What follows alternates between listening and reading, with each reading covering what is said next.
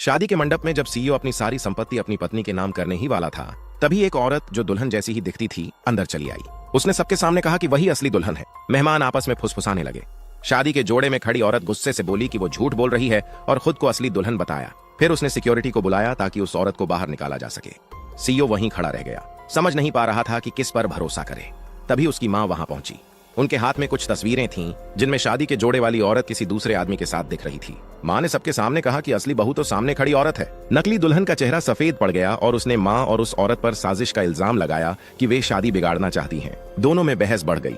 तब सीईओ ने फैसला किया कि दोनों औरतें उसकी बेटी के साथ डीएनए टेस्ट करवाएंगी।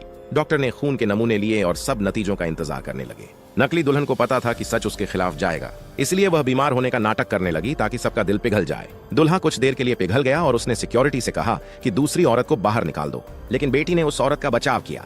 जैसे ही नकली दुल्हन को लगा कि उसकी चाल काम कर गई, सीईओ का सेक्रेटरी डीएनए रिपोर्ट लेकर अंदर आया।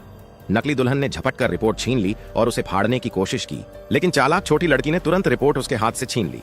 सीईओ ने रिपोर्ट खोली जिसमें साफ लिखा था कि नकली दुल्हन और बेटी का कोई रिश्ता नहीं है। सच सबके सामने आ गया। असल में नकली दुल्हन को सीईओ के दुश्मन ने भेजा था ताकि वह उसकी संपत्ति पर कब्जा कर सके। सीईओ ने अपने स्टाफ को आदेश दिया कि उसे पुलिस के हवाले कर दो। उसने अपनी असली पत्नी से माफी मांगी और पत्नी ने उसे माफ कर दिया। परिवार फिर से खुशहाल हो गया। अगले पार्ट के लिए चैनल को सब्सक्राइब करें।